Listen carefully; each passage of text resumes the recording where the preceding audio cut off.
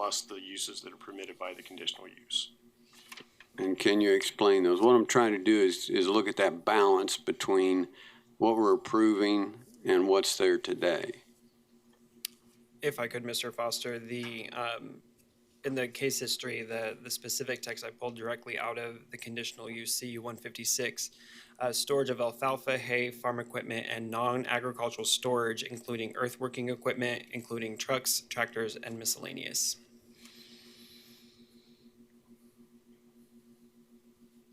So they could not do what they're wanting to do then? Correct. I don't believe the current uses fall under what is permitted by the conditional use. Okay. Another question relates to the access issue. Can this body, which I don't think it can, make a recommendation that shut off the access at the southeast and require access from the north? My gut's telling me no, that you can't go that far. Just as a reminder, that access on the north is privately owned by the church. It's not a public right-of-way. Or that this road right here is not public right-of-way. It is private drive that the church controls. Final question is, I'm a little flummoxed by this issue of camping trailers and things being stored back in there. When I read through this, I didn't pick that up as going to be one of the primary uses. How does that fit in here to allow them for this kind of storage? What kind of uses relative to that are going to be allowed with the approval of this?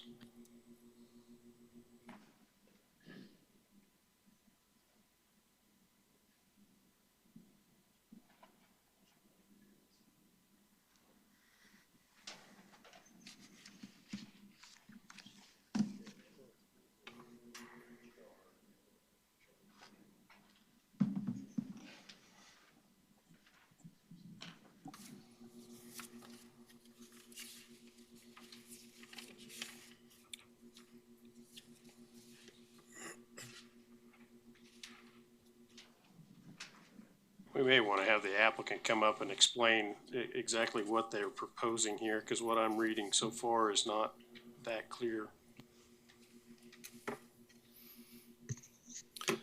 If you read the office warehouse, item A in the PUD, it says all uses permitted by right within office warehouse, office zoning district, except the following. Storage is allowed in office warehouse. What we are doing, just like I showed in the exhibit, is limiting that in this exhibit here. If you read GP2C, the use of vehicle and equipment sales outdoor rentals and sales of equipment is permissible within the restricted area shown on which is the north 120 of the west 370. So this would be the area that's restricted to those outdoor equipment areas. The applicant's explanation of allowing a vehicle storage yard, the vehicle storage yard is not a permitted use in OW, so the item A does not permit that, and I'm not finding anything in B or C that would permit the storage of vehicles. It allows the parking of vehicles that are for sale, but I'm not finding anything that would allow the storage of them.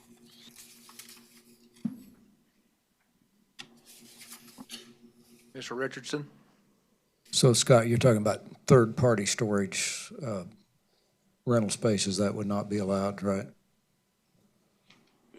The vehicle storage yard is actually just storing vehicles for greater than 72 hours as a principal use of the property, as opposed to an accessory use like what you might be able to store a boat or a camper on a residential property as accessory in certain locations. So it would not be allowed here. Yes, it's not written such that it would allow what's been described that I'm seeing. I know that was the intent of the application, but I don't believe they accomplished it.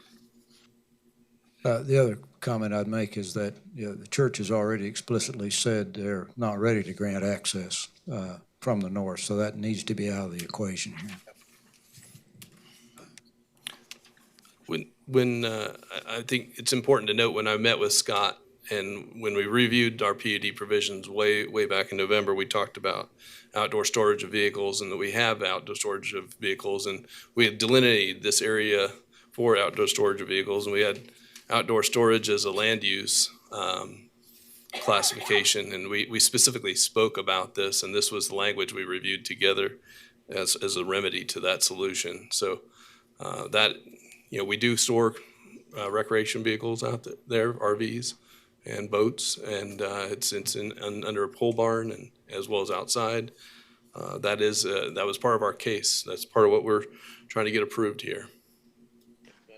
And I can concur with that. That is, in fact, we did have that meeting and did attempt to assist them in crafting language that addresses that. But I think it was intended to be included in item C, and then item C really should reference vehicle storage yard if that's the intent. Mr. Florence? Am I correct? The outside storage of salvage materials not permitted? That's accurate, yes. Mr. Nix, you look like you have a question or a comment. Well, this whole thing just confuses me to to a certain extent. And I don't mean this to be a shot at Brian or anybody else, but, to me, it's like we should be hearing from the property owner. If we've got weeds, if we've got tires stacked up for a period of time, if we got a fence falling down, then it's their responsibility to get those things cleaned up and not wait until somebody complains about it. I mean, they've had this property for a long period of time. It's obvious to me that they should be cleaning this up. It shouldn't have to come to a body like this and have us sit here and argue about this for 2 hours or whatever it's been. So, yeah, if you go up to the mic, I'd appreciate that. It is true, the property was not used for a certain amount of time before we took ownership in the property. The two sections of fence that were fallen over, we inherited that.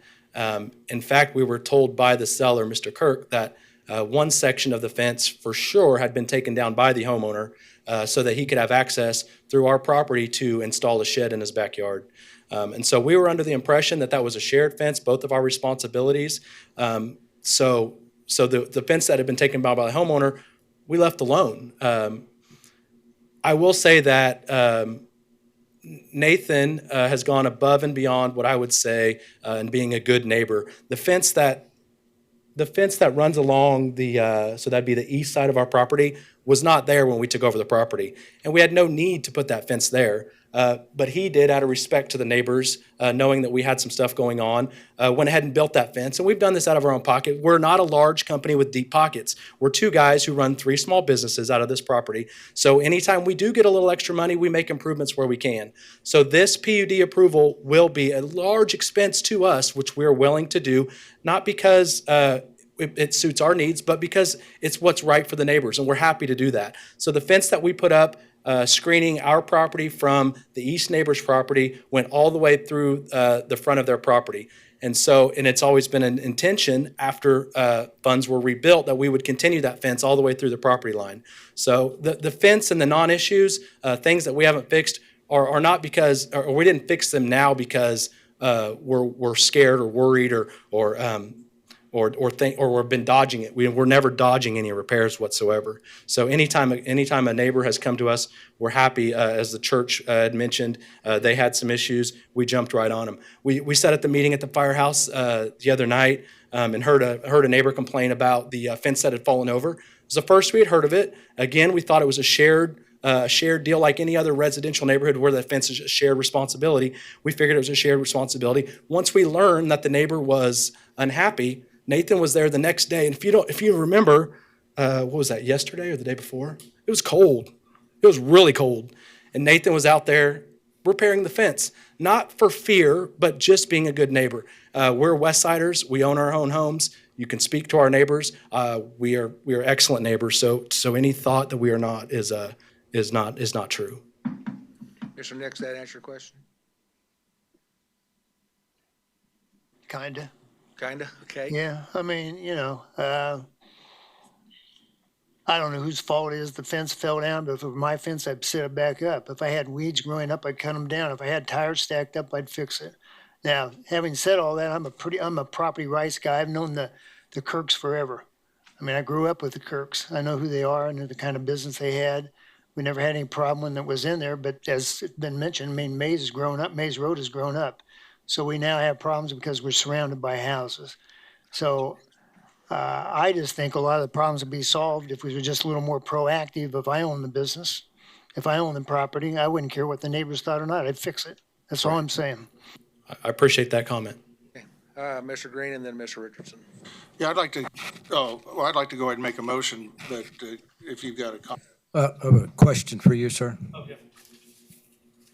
Would you be willing to inset the gate here by 50 feet? I would like to find out what that cost is. Like I said, we're very small businesses. I have no idea. There's a very sturdy, those who knew Kirk knew he overbuilt things well when he wanted to, and that gate was one thing that was a testament to his work. That gate is very sturdy, very secure, works very well. Unfortunately, every single one of our, which RV and campers, I mean, we have a pole barn that seats 8 and plus one more unit outside. Those are all friends and family. They all have a gate opener that works from Mays Road. So the notion that they would be blocking that road would be a very rare and not normal circumstance. But I mean, we could look into the cost of bringing that gate back further into our property. I don't think we'd be opposed to that if it's something that we could swing. Well, but that we can't approve or disapprove based on that condition. You either have to give us a yes or a no, because it would be part of the approval process here. So we can't say, well, we'll approve this if you can afford it. I mean, you understand what I'm saying? I'm not Right. trying to be difficult, but it's saying. No, I appreciate that. The way the process works, we'd either approve it with or without it. So I'm asking if you'd be willing to do that within a reasonable period of time. And I don't know that, Scott, can we put a time on this of 6 months or some other? Yes, you can put time limits on. So, allowance say within or 6 months, you could improvements. get this done. So, you don't- I'd have to speak with my partner about it. I want to speak on his behalf, but I mean, I'm sure it's something we would look into. so the answer really is no in that case. I guess the answer is no. I think we feel like we have a right to that easement. We would like to exercise that right. Mr. Green? Yeah, I'd like to make a motion to approve the PUD as requested, and to clear up the language in item D. Actually, it's in item B and C. Okay. The two items that reflect the storage of vehicles outdoor. We have a motion. Is there a second? We have a second by Mr. Dool. Questions or comments? Mr. Foster? I would propose a substitute motion or perhaps addition to the original motion. We really don't have a lot of choice to improve this issue of the access and the blocking of the neighbor's drive. It's a terrible situation. So I would make the substitute motion that, as Mr. Richardson opted, that we go with the 50-foot offset of the gate onto the subject property, and everything else as Mr. Green has stated. There's a second to that. Questions or comments? Comment I guess I would make to that, if I heard the applicant correctly, is that the storage of camping property is not as a commercial enterprise, but the people that have storage there all have access to the property. The idea of having to move an entrance back 50 foot for something that is going to rarely be needed, when they've got clickers, when they've got the code that they can get in, that seems to me to be an awfully high expense and a high burden to put on somebody when they've already got use of the property right there. So I think that that's an excessive request, considering the rights that they have. I think it's been demonstrated otherwise. We've heard enough issues of the problems, and we can't get anything related to the northern access, so, and we haven't even touched upon the maintenance issue, so let's try to improve it. Other questions or comments? Go ahead, Mr. Green. Yeah, I think that, knowing that there's 30 foot of easement there on that property, that they have full rights to, even though it may only be 12 to 15 feet wide, they still have 30 feet worth of access rights to that property. And I think it would be an onerous expense on behalf of the property owners to the west to have to build and maintain excess gatage and access to their property that they should already have. Mr. Johnson. Doesn't seem like we're talking about a lot of money because the main fence still is there, dividing the single family from the property. And what they build to have that 50-foot inset doesn't have to be the same degree of fence. And all you're doing is moving the gate. So I don't see where the huge expense is, but. We have a substitute motion. Any additional questions on the substitute motion? All those in favor of the substitute motion signify with the upraised hand. 1, 2, 3, 4, 5, 6, 7, 8. Okay, those opposed? 3 opposed. Substitute motion passes 8-3. Can I get a clarification on who the second was on the substitute motion? Mr. Richardson. Thank you. Next item, please.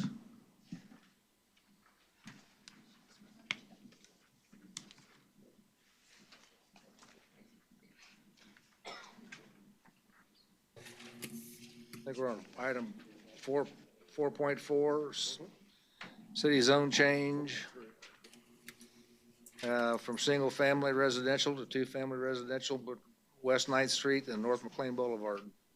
Kathy. Kathy Morgan for planning staff. Good afternoon, commissioners. You have some additional information that I put at your seats.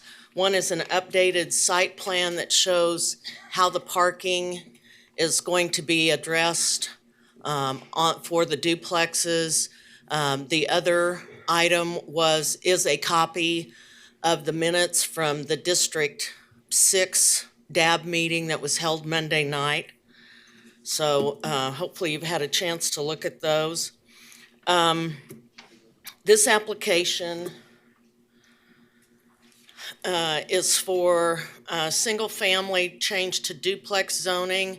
And if you'll look at what the site is, there is one lot, you can see the lot line here, and then this parcel on the east actually is part of this whole parcel, if you can get that. So this has been an area in District 6 where we have seen applications come in for change of single family to duplex. We've just recently done a zone change, like right here, it's not shown on the map because it's not completed. But at the end of 10th Street where it dead ends into Sheridan Avenue, that was recently approved for duplex zoning. You have B multifamily and limited industrial. All of this is within 1,500 feet or less of this subject site. Staff is recommending approval of this because it complies with the use, which is residential, and it's located within the established central area, so it does conform to our community investment plans. There is, let's see, let me back up. There is access to water and sewer municipal utilities, so there's not an issue with that. I know that there are some areas, parcels in this area that have well water and septic systems, but this has access for city water and sewer. Let's see, what else did I want to mention? The parking, if you looked at let me show you. Okay, so this is the site plan that I handed out. that shows you the garages, one garage for each duplex, and then there's parking on the drive apron so that each side could have 3 spaces if they needed, 1 in the garage, 2 on the parking apron. Let's see. Access would be off Gow and off 9th Street. I had a thought there, it just went out of my head. Let's go. Okay, so this is the vacant portion of the lot or the parcel at 1003 North Sheridan. This is a vacant house there at the corner at Gow and West 9th. And this is looking directly north at that property. This is the vacant area that would be combined with the lot on the corner. And again, this is just looking northeast at the site. This is looking from Gow Street east along the north property line here. Again, you can see that vacant residential structure. Looking east on West 9th Street. Looking southeast at the site.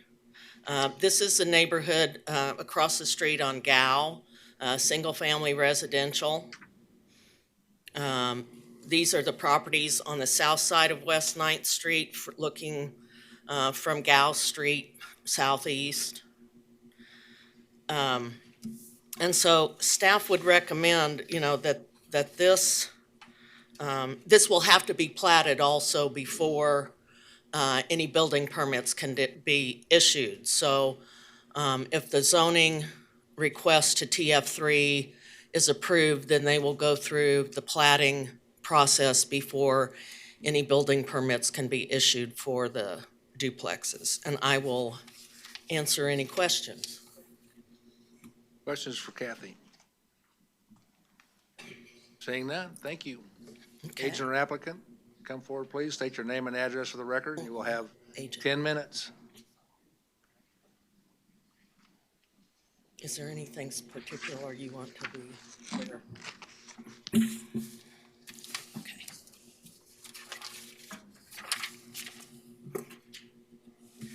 Kirk Miller, K.E. Miller Engineering, 117 East Louis. We're fine with the staff comments.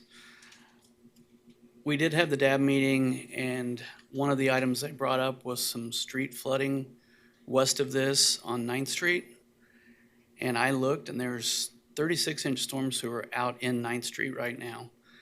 So I don't know why there would be flooding back there, but our property also drains the street at 9th Street, where our property is, drains to the east and not to the west. So that flooding that they have is actually upstream of this development.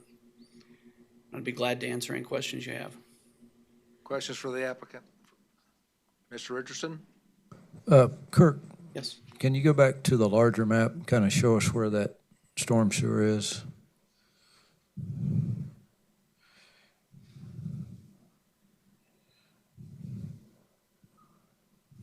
If I can get Kathy, there. maybe Kathy can help you there.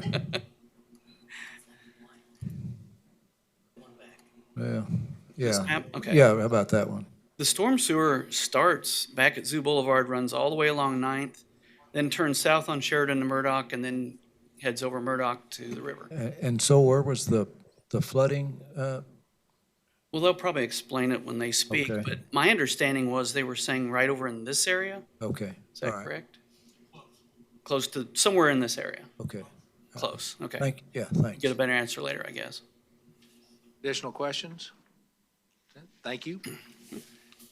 Anybody from the audience wish to speak on this issue, come forward, please. State your name and address for the record, and you will have 3 minutes.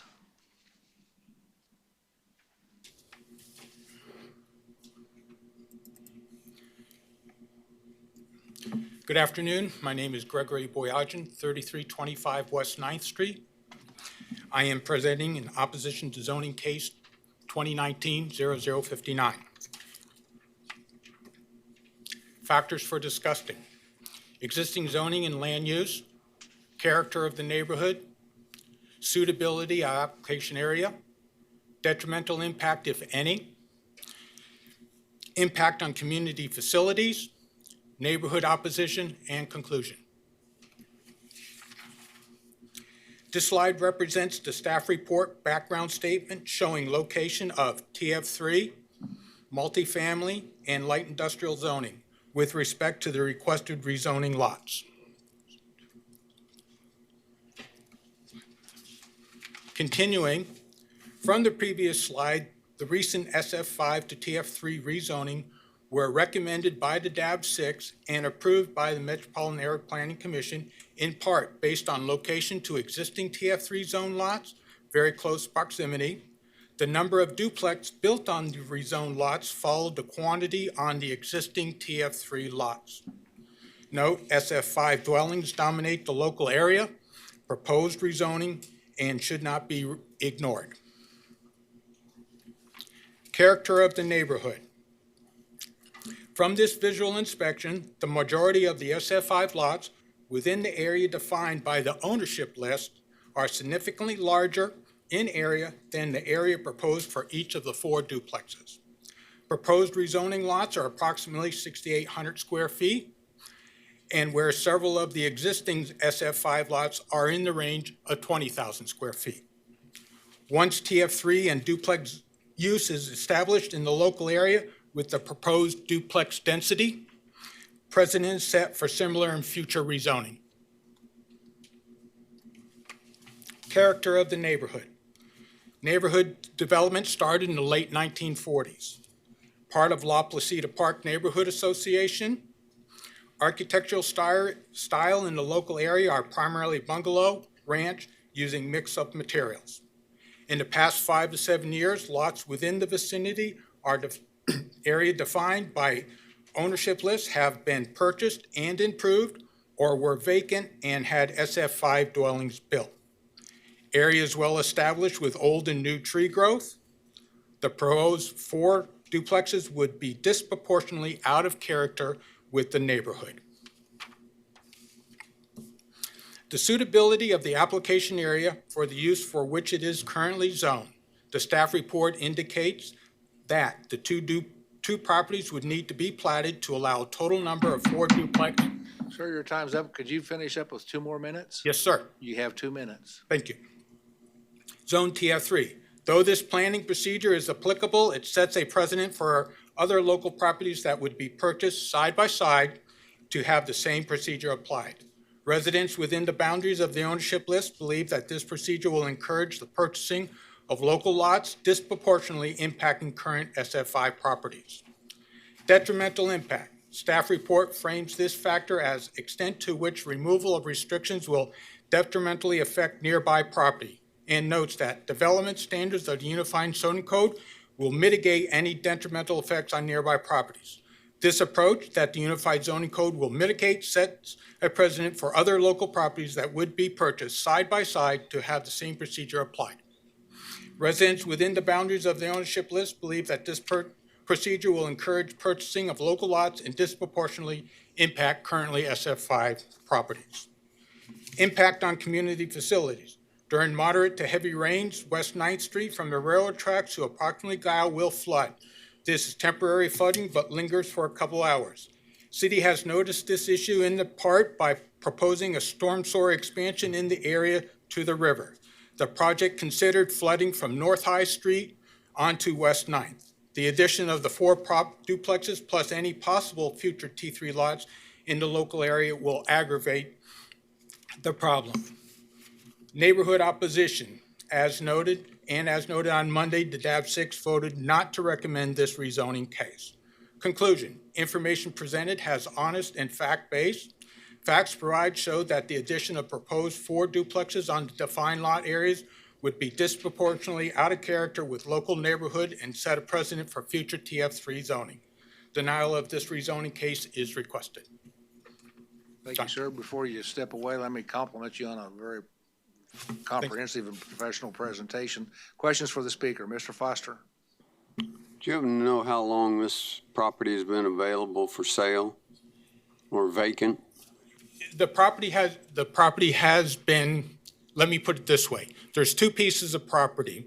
The one piece of property that is vacant has been part of the property to 1003 North Sheridan. And that piece of property has always been maintained and kept up. The property 3318 West 9th Street has been vacant for approximately, or uninhabited for approximately 7 to 8 years, somewhere in that range. Any additional questions for the speaker? Seeing none, thank you, sir. Thank you. Anybody else from the audience wish to speak on this issue? Bring it back to the agent or applicant for rebuttal. Oh, we got one? Okay, I'm sorry. Please state your name and address for the record, and you will have 3 minutes.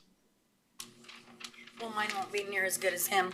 I'm Angela Tiger, and my address is 1023 North Cal. I'm basically directly, Oh, no, I don't want the map. A lot of this was brought up at the zoning meeting, but there is a lot of flooding, and I don't know where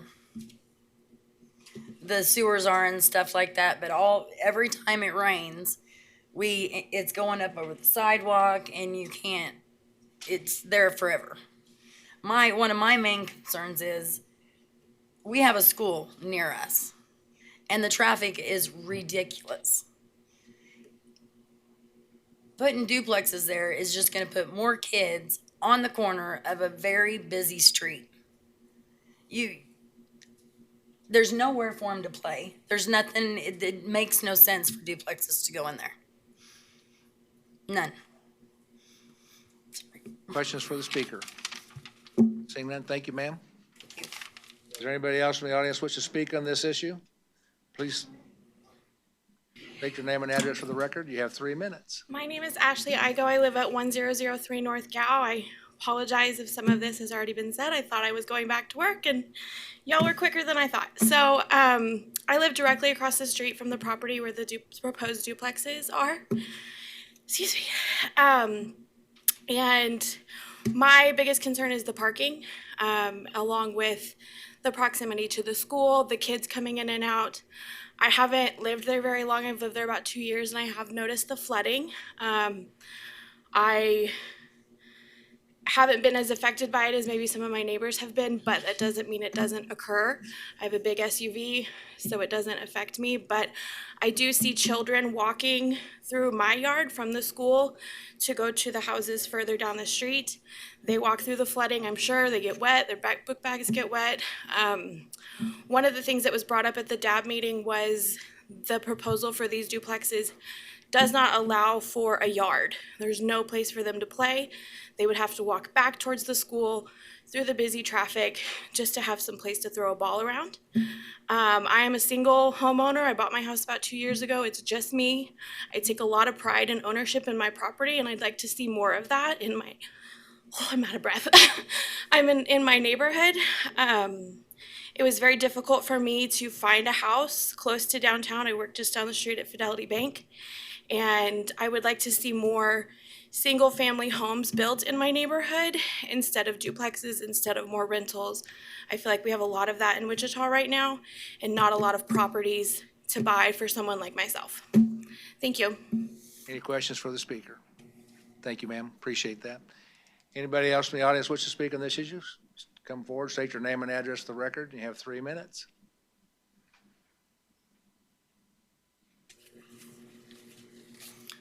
Yes, I'm property owner, or Robert Edgington, property owner of 1040 North Gal, which is one lot south of the corner that they're wanting to rezone.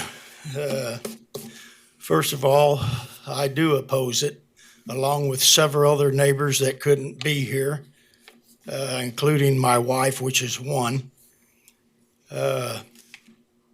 The fourplexes that they are proposed to build will definitely be out of source with the rest of the neighborhood.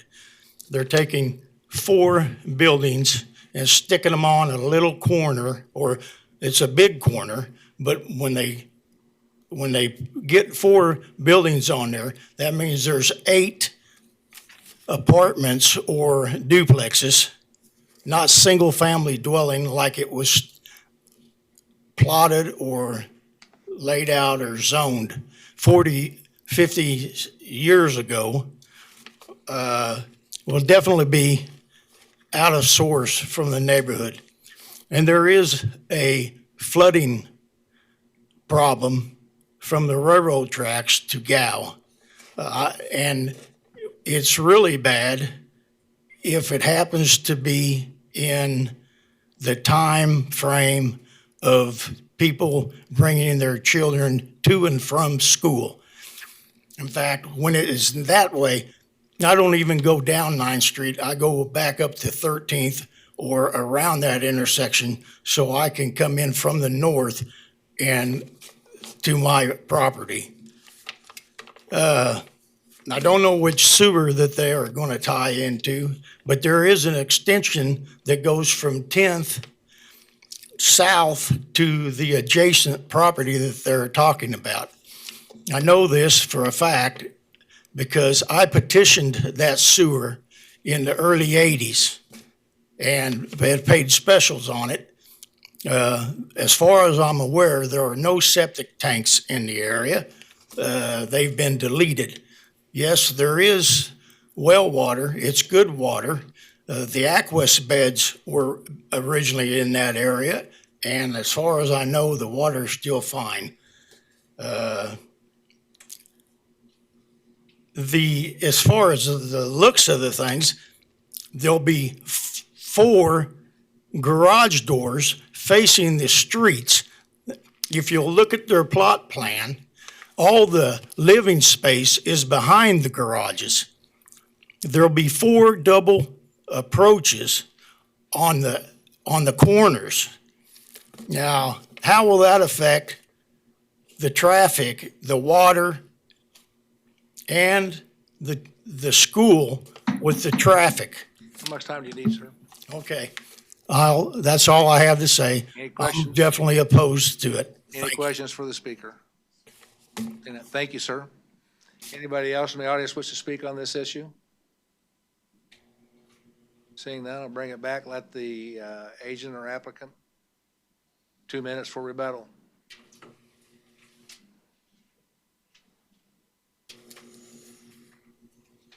As I said before about the drainage, this all drains to the east and then down Sheridan. So issues back there, this really doesn't have anything to do with that. It's not draining off of here and heading back that way. It is going back to the east and out. There is sanitary. It's about right here. It serves the property. It extends onto this property. So there's not an issue with sanitary. Water's out here, so the water's available to the site also. Like we said before, there are duplexes up here, back over in that area. There are duplexes in the neighborhood, just not within that 350-foot radius they were talking about. I'd be glad to answer any questions. Any questions? Mr. Florence? These are single stories with basements? I don't know that I can answer that right now. It's up to the builder as to what he wants to build. He has typically put basements in, yes. Single story. I don't know. I don't know if it'll be single or a 2-story. I see another hand. Joe, Mr. Johnson? Yes, the other duplexes you talk about in the neighborhood, are they as dense as these? Let me go back to It looked like they were more of a individual lot, small lot where it'd be in there. But yeah, they are squeezing some on there. Yeah, this lot at the end of 10th Street is a single duplex because of the size of the lot. This one is also a single duplex, 2 units. Some multiples up there. And this is, I don't know how many are in this area, but as you can see, there's several parcels there that have duplexes. I would like to answer Mr. Florence's question. The zoning TF3 and SF5 require or have a maximum building height on the ridge of 35 feet. So That'd be some awful short ceilings, it would seem like, if they put 2 stories there. Any additional questions? Mr. Richardson? Kathy, question for you. Do these meet the lot coverage ratio in duplex? Yes, they will, and that will be part of the platting. They're gonna combine, they're gonna replat this lot and this meets and bounds. What is the lot coverage ratio? I can't remember in duplex. Duplex is 6,000 square feet for 2 units, 1 duplex building. So this area for this duplex would have to be 6,000 square feet. This one would have to be 6,000 square feet for each of those duplexes. I assume you've made that calculation and that works? Yeah, we have, I think, 27,000 square feet out there. Yeah. Yeah, there's not a lot coverage ratio per se. There is, as Kathy mentioned, a minimum lot size of 6,000 square feet per duplex. And that would be, each one of these duplexes would have to be on a 6,000 square foot lot minimum. And then there are setback requirements, and all of the setbacks that are illustrated on the site plan meet the minimum. Okay, and Kirk, you said you had a total of 27,000 square feet, is that I right? believe that was the number, yeah. Because it would require 24, is that Correct. right? Yes. Okay, thank you. Mr. Foster? Mr. Chairman, I apologize, but I've got to leave for a meeting. I just want to throw into the discussion here, you know, throughout the presentations here, I've been thinking about this concept of the balance of the desired infill from the comprehensive plan in established areas versus maximizing density. And I think in this case, 4 is just simply too many. And so I would make a suggestion that it be 3 units maximum so that it does fit and address the concerns of the neighbors on it. But again, I apologize. I need to exit the meeting. Thank you for your comments. Mr. Richardson? A question for staff. I'm not sure how you would do that. Is there a way to? That would require establishment of a protective overlay. Okay, thank you. Additional questions for the speaker? Saying none, I'll bring it back to the commission.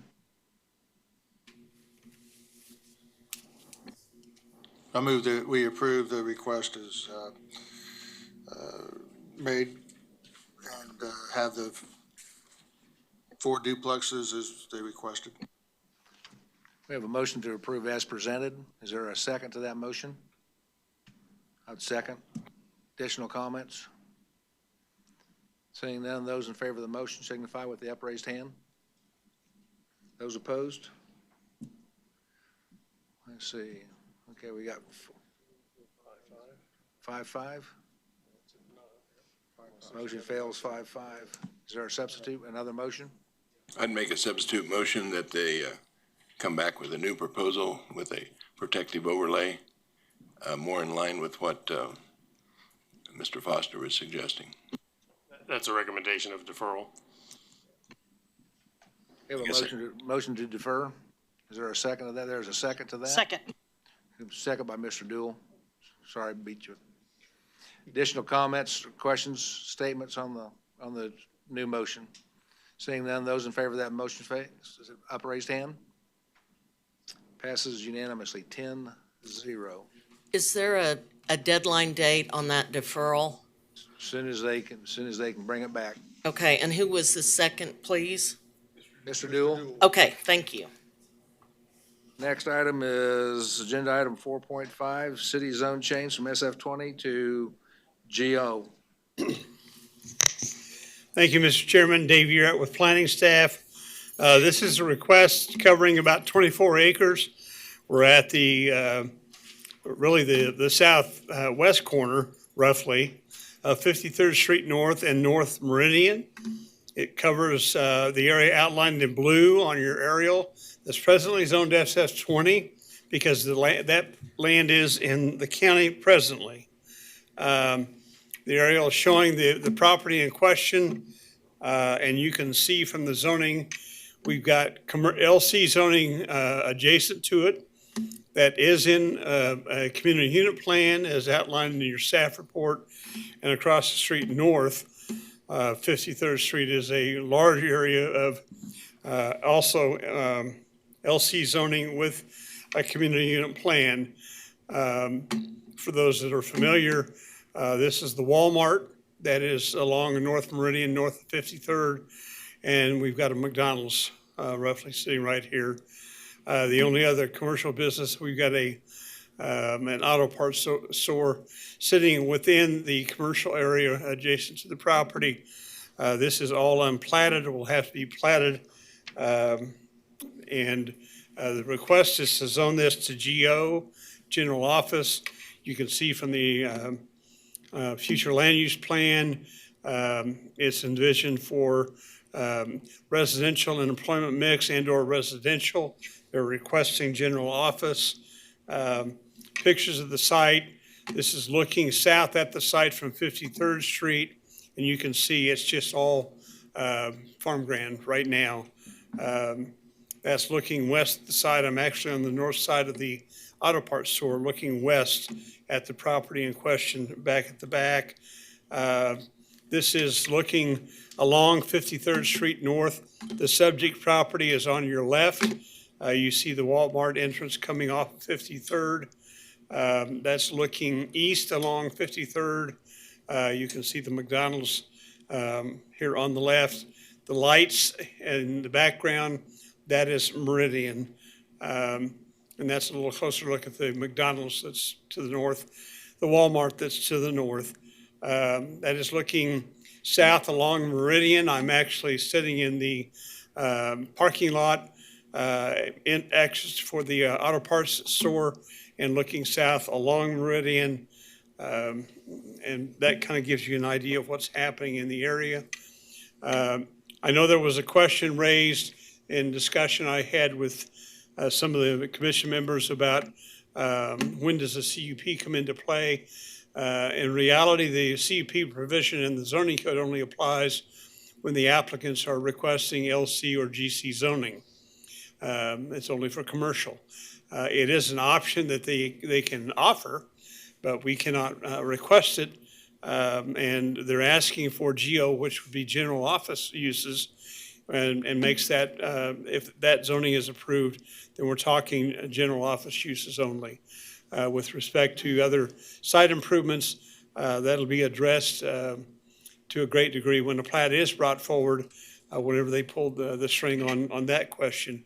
I would add, although we don't have an aerial showing the GIS with the utility information, but there is a sewer line that comes along the west side of the property that's in place. This is also a sewer facility for the city, sitting at this location, which I presume is a pump station. And then other sewer lines that go out to Meridian. Water is in Meridian. Water is in 53rd from the city. This land is in the county right now. It is scheduled to go to the Citizens Advisory Board for District 4 on Monday, so we've not heard from that group yet. But we all kind of anticipate when the plat comes forward, it's probably going to end up annexed in the city. We're aware of that. It's just that it's not there right now. So I did hear from Councilwoman Claycomb about this, because apparently she had been contacted and asked about it, but I told her, no, it is in the county and it's not inside the city as of yet. So she's aware of what's happening with that and never heard anything back from her on this issue at all. Have not had any contact with anybody regarding this particular case up to this point in time. And as I said, the District 4 group will hear this next Monday night, which, as a sideboard note, will be the first time, at least in my experience, that they will have heard any zoning case, because they've only been organized for about a year, and up until this point, they had not heard any zoning cases. So that will be a first for them as well.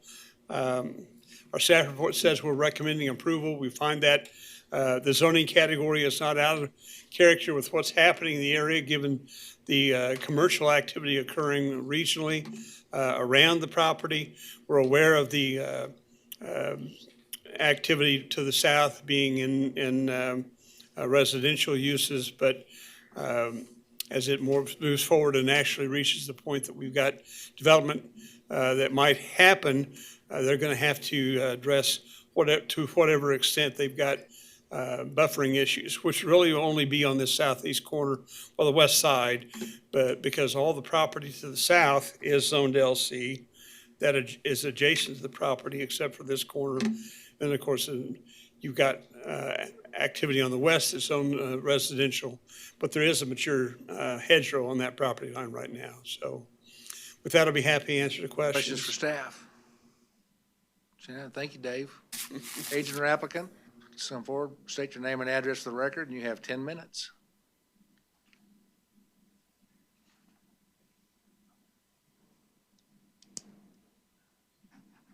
Russ Avey, applicant, or agent for the applicant with Boffman Company, 315 South Ellis Street here in Wichita. I don't really have anything to add. I know that we have several members of the audience here to address you, so unless there's any specific questions, I will hold my comments until my rebuttal. Any questions for us? Seeing that, thank you, sir. Thanks. Anybody from the audience wish to speak on this issue, come forward, please. State your name and address for the record, and you have 3 minutes.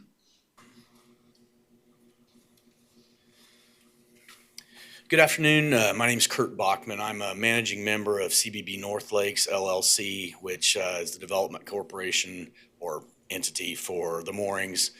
We own property on the west and south.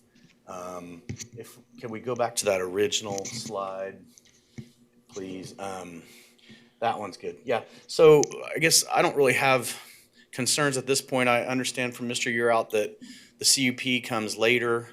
My questions would be, or maybe clarifications. We have platted single-family lots. It actually shows this encroaching onto those lots. There's a drainage ditch that separates those, but I'm assuming if this zoning was okay, I see. If this zoning was passed, there would be some buffering, and that's done at the CUP level. Is that what I understand? That was one question. I'm also concerned, we do own the property to the immediate south that's zoned LC. And if we were supposed to have to build a wall between it and the residential, if this went to GO, would that wall be required still between an LC and a GO? That's one of my questions.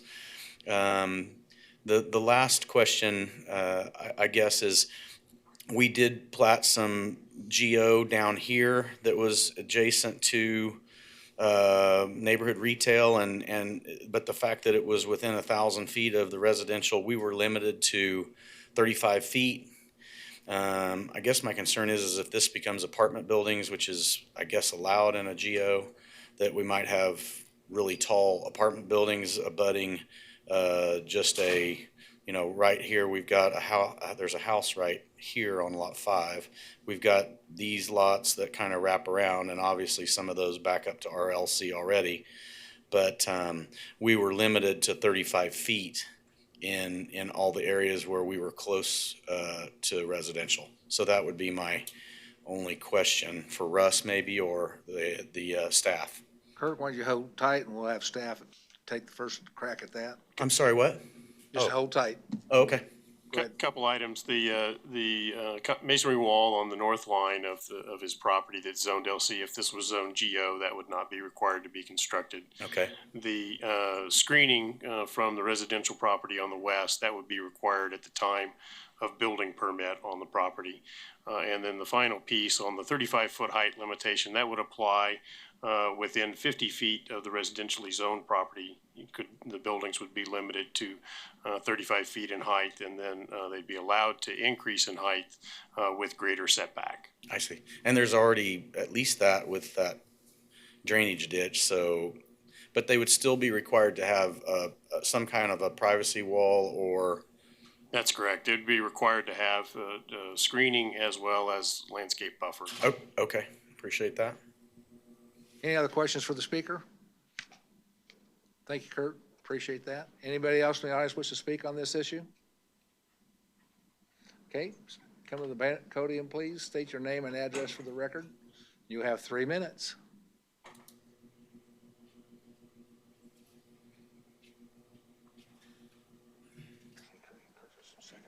My name is Kathleen Hankins. I reside at 5115 North Boardwalk with my husband Tom. And if I could step over for a second, I'll show you where our house is. Ma'am, Where is the mouse? Thank you. Okay, gotcha. Okay, we are right there. whoops. Did I not get that right? Stay right there, Dave. Don't click.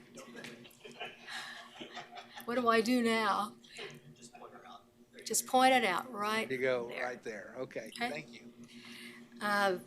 Like most neighborhoods in this city, the Moorings is a very well cared for a neighborhood that people respect and take care of their property. The Bachman family for many decades has done a fine job of expanding the neighborhood and contributing in that way to the welfare of the city. My biggest concern is the proximity of the property that you're wanting to change the zoning. It's about one house lot from our house. I'm concerned, I know there's retail eventually would be there. We look forward to some retail at that corner being added. However, just, I guess we get into how it's done and when it's done and what the guarantees are on how well it's done. Kind of already covered the screening information with Kurt. Just to note, you might see the mature tree line that's been pointed out. Let's see. Oh, my little mouse, there it is, along in here. Which has been very helpful, and new trees are nice, you need them too, but if the development continues, I would hope that the mature tree line would also stay. I don't know that there are any noise issues. I think about parking lot lights. Are there requirements with the heights of parking lot lights? And are they higher than the screening walls? And is that something that the neighborhood would have to see all of the time? How is an issue like that resolved? Tell you what, do you have any other questions? We'll answer them all together. You got any other questions? Sir? Do you have any other questions or concerns? We'll ask them all and then we'll answer each one of them. Okay, I think it's the how it's done, if it's done, and what would be acceptable to the integrity of the neighborhood. I've seen some neighborhoods that I did not think were done well, and I hope that there would be an improvement on those. Okay. So that's all I really Primarily, have to say. one of the questions had to do with lighting. Yes, sir. I'll let Scott answer that. So the issue of lighting, light poles are limited to 15 feet in height within 200 feet of the residential zoning, and the lights are required to be directed away from the residential zoning. That's another question I had. Okay. Is it possibility of having fencing or screening or a wall the same height as the lights and we wouldn't see them at all? Is that ever done? No, I would say it's not physically possible to construct the wall that high. Yeah. Yes. Additional questions for the speaker? Seeing that, thank you, ma'am, I appreciate that. Thank Is there anybody else in the audience wish to speak on this issue? Okay, Russ, you have 2 minutes for rebuttal. Certainly, I'll try to be brief. One of the things that this really just doesn't illustrate is the fact that this improved drainage waterway continues north and provides the dividing line between our properties to the east or to the west and continues the drainage pattern on to the north. So what we're going to find when you see the plat of this property over time is that we're going to have to do something with drainage. That most likely will be a detention pond facility. The most likely location for that for this particular project would be in this general area. So I think by the fact that we're going to be platting reserves, that some of this buffering issue will be taken care of. I don't know if it was pointed out or if I misheard, but the property owner and the developer of this general office area is not the same as the owner, developer of Johnson Commercial Center, CUP at the corner. And the last thing I'll point out is that, we see this at 37th and Ridge Road, where we have large acreage general office providing that typical standard transitory zoning, down zoning between the single family and residential uses off of the arterial intersection from the more intensive retail, limited commercial uses at the hard corner. So with that, I'll stand for any questions. Any questions for us? Mr. Richardson? Russ, is multifamily allowed in this zoning? Certainly. It is. Hospitals, medical services, office clearly, all flavors of residential with the exception, I believe, of mobile home, but I'm not certain about that. Thank you. Any additional questions? Seeing none, thank you, Russ. Thank you. Bring it back to the commission for discussion or action. Move for approval per staff comments. Second. Motion by Mr. Hartman, second by Ms. Miles. Any additional questions or comments? Seeing none, those in favor signify with the upraised hand. Passes unanimously, 10-0. I don't see any other issues. We stand adjourned.